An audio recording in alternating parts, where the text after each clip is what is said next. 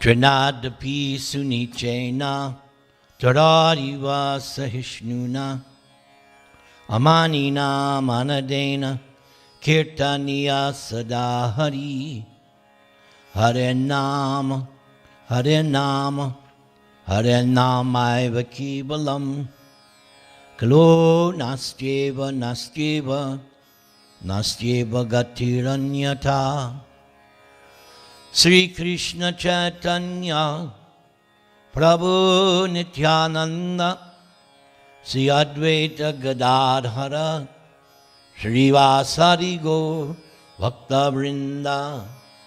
Hare Krishna, Hare Krishna, Krishna Krishna, Hare Hare, Hare Rama, Hare Rama, Rama Rama, Hare Hare. We are continuing our class on the Bhagavad-gītā as it is, chapter number 16. The divine and demoniac natures. We left off on text number 16. Om Namo Bhagavate Vasudevaya. Om Namo Bhagavate Vasudevaya. Om Namo Bhagavate Vasudevaya. Please repeat. Aneka chitta vibranta moha jala samavrita prasakta kama bhogeshu pratanti narakeshu chao. Word for word meanings. Please repeat. Aneka, numerous. Chitta, by anxieties. Vibranta, perplexed. Moha, of illusions. Jala, by a network. Samavrita, surrounded. Prasakta, attached. Kama bhogeshu, to sense gratification. Patanti, they glide down. Narake, into hell. Ashuchao, unclean. Would you please repeat after me? Thus perplexed by various anxieties and bound by a network of illusions, they become too strongly attached to sense enjoyment and fall down into hell. Purport. The demoniac man knows no limit to his desire to acquire money. That is unlimited. He thinks only of how much assessment he has just now and schemes to engage that stock of wealth further and further. For that reason, he does not hesitate to act in any sinful way, and so deals in the black market for illegal gratification. He is enamored by the possessions he has already, such as land, family, house, and bank balance, and he is always planning to improve them. He believes in his own strength, and he does not know that whatever he is gaining is due to his past good deeds. He is given an opportunity to accumulate such things, but he has no conception of past causes. He simply thinks that all his mass of wealth is due to his own endeavor. A demoniac person believes in the strength of his personal work, not in the law of karma. According to the law of karma, a man takes his birth in a high family or becomes rich or very well educated or very beautiful because of good work in the past. The demoniac think that all these things are accidental and due to the strength of one's personal ability. They do not sense any arrangement behind all the varieties of people, beauty, and education. Anyone who comes into competition with such a demoniac man is his enemy. There are many demoniac people, and each is enemy to the others.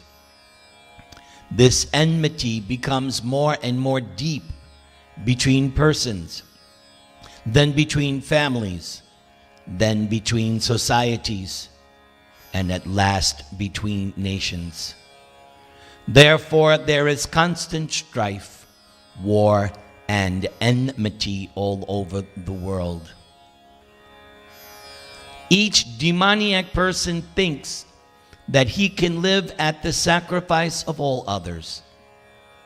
Generally, a demoniac person thinks of himself as the supreme God, and a demoniac preacher tells his followers, "Why are you seeking God elsewhere? You are all yourselves God. Whatever you like, you can do. Don't believe in God. Throw away God. God is dead." These are the demoniac's preachings.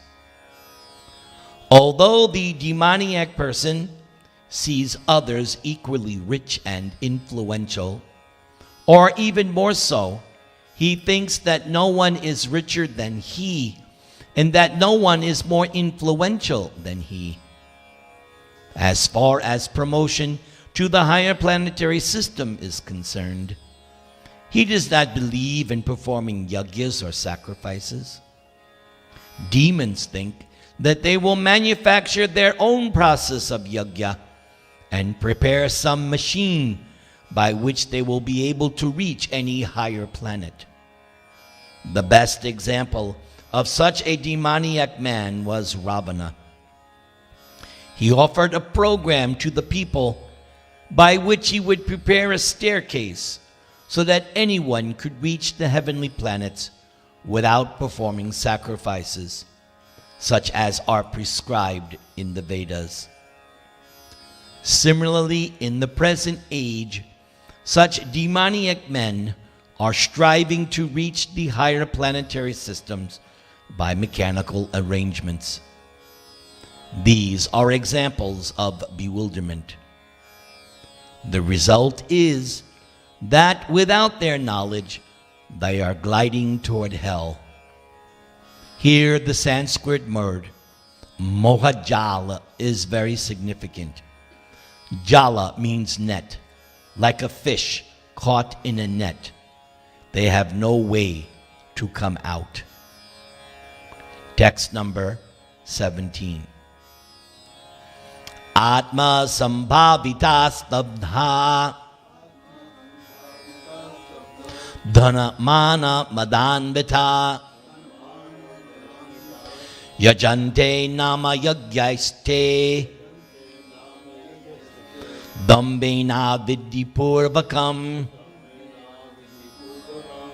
atma sambhavita, self-complacent, stabdha, impudent, dhanamana, of wealth and false prestige, mada, in the delusion, anvita, absorbed, yajante, they perform sacrifice, nama, in name only, yagyai, with sacrifices, te, they, dhamhena, out of pride, avidipurvakam, without following any rules and regulations.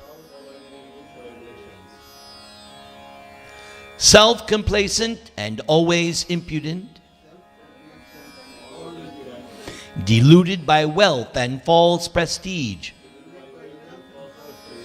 They sometimes proudly perform sacrifices, in name only, without following any rules or regulations. Purport: thinking themselves all in all, not caring for any authority or scripture, the demoniacs sometimes perform so-called religious or sacrificial rites. And since they do not believe in any authority, they are very impudent. This is due to illusion caused by accumulating some wealth and false prestige. Sometimes such demons take up the role of preacher, mislead the people, and become known as religious reformers or as incarnations of God. They make a show of performing sacrifices, or they worship the demigods, or manufacture their own god. Common men advertise them as God and worship them. And by the foolish, they are considered advanced in the principles of religion or in the principles of spiritual knowledge. They take the dress of the renounced order of life and engage in all nonsense in that dress. Actually, there are so many restrictions for one who has renounced this world. The demons, however, do not care for such restrictions. They think that whatever path one can create is one's own path. There is no such thing as a standard path one has to follow. The word avidipurvakam, meaning a disregard for the rules and regulations, is especially stressed here. These things are always due to ignorance and illusion. Ahankarang balang darpam kamam krodam cha sangsrita mam atma paradeheshu pradvishanto vyasuyaka. Ahankaram, false ego; balam, strength; darpam, pride; kamam, lust; krodham, anger; cha, also; sangshrita, having taken shelter of; mam, me; atma, in their own; para, and in other; deheshu, bodies; pradvishanta, blaspheming; abhyasuyaka, envious. Bewildered by false ego, strength, pride, lust, and anger, the demons become envious of the Supreme Personality of Godhead, who is situated in their own bodies and in the bodies of others, and blaspheme against the real religion. A demoniac person, being always against God's supremacy, does not like to believe in the scriptures. He is envious of both the scriptures and the existence of the Supreme Personality of Godhead. This is caused by his so-called prestige and his accumulation of wealth and strength.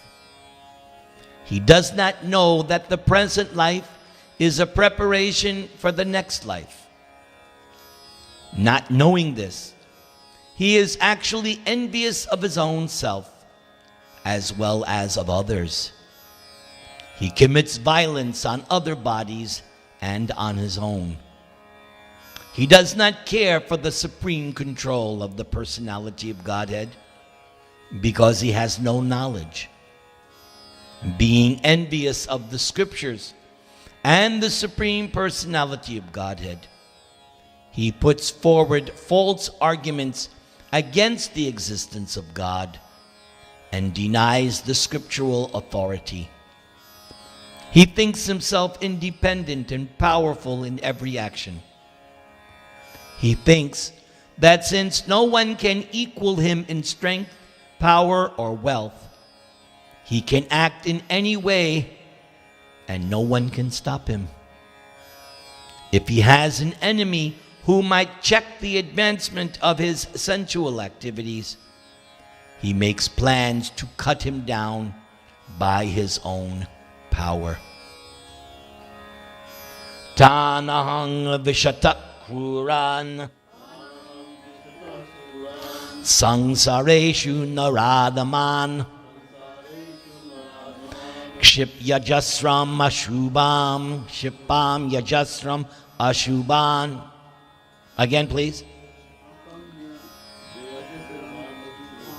Asuresh Veva Yonishu. Tan, those. Aham, I. Dvishata, envious. Kruran, mischievous.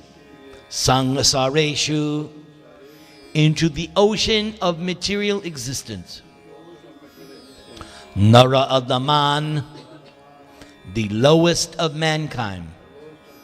Kshipami, I put. Ajasram, perpetually. Ashubhan, inauspicious. Asurishu, demoniac. Eva, certainly. Yonishu, into the wombs. Those who are envious and mischievous, who are the lowest among men, I perpetually cast into the ocean of material existence, into various demoniac species of life. Purport. In this verse, it is clearly indicated that the placing of a particular individual soul in a particular body is the prerogative of the supreme will.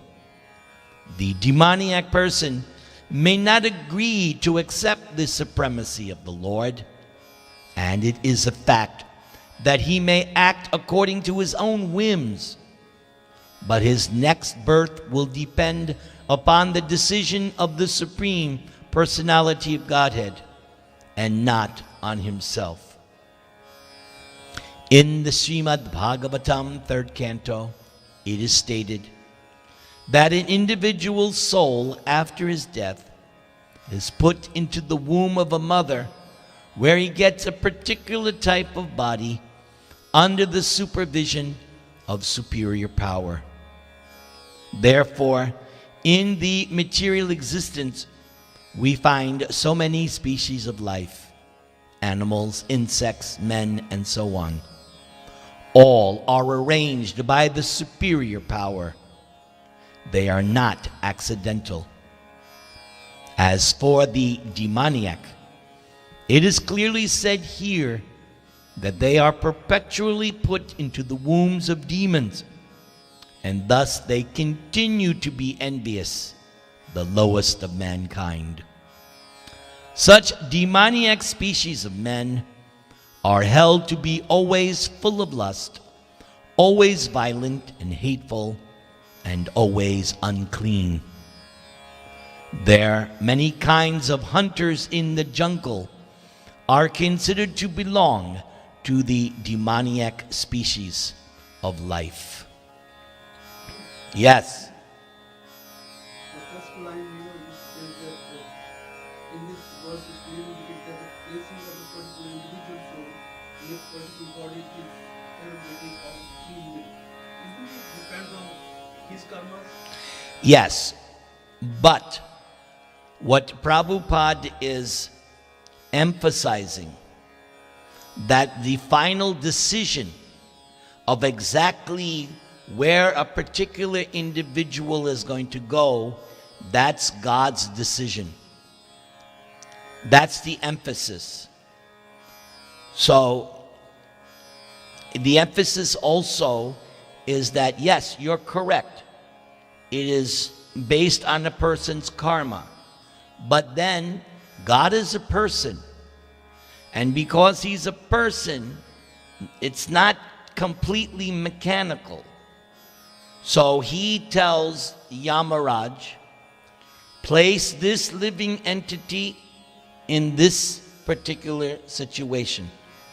And the reason for that is that karma is so complex, because nobody is completely bad and nobody's completely good. It's a mixture. So exactly where somebody is going to land, that is done by Supersoul, by Yamaraj. So he's just trying to emphasize, in contrary, that, a person may think, it's up to me. Not really. It's not. And another thing, when you go before a judge, like even if you're convicted by a jury, the judge is the one who gives the sentence. And the judge has leeway. And depending on the judge, I'm talking about, in America, depending on how the judge leans, you may get a judge that's known. The lawyers know, oh, this judge, he's very harsh. And another judge is very lenient. And so they tell the client, oh boy, we got to change, because if you get convicted, this guy is, saying. So it's also individual. So the emphasis that Prabhupada is placing, prerogative of the Supreme Will, that ultimately it is God's decision what's going to happen to each and every soul. Yes, it's your reaction. You made the choice, but now exactly how that judgment is going to be delivered, that's up to Krishna. Okay? Does that satisfy you? Okay, what I'd like to do right now, Prabhupada made a reference to a verse in the 3rd canto. So, Batuk, would you please sing? And I'll find that, I want to read that verse in purport as the next little section. So if you could do a little kirtan, please.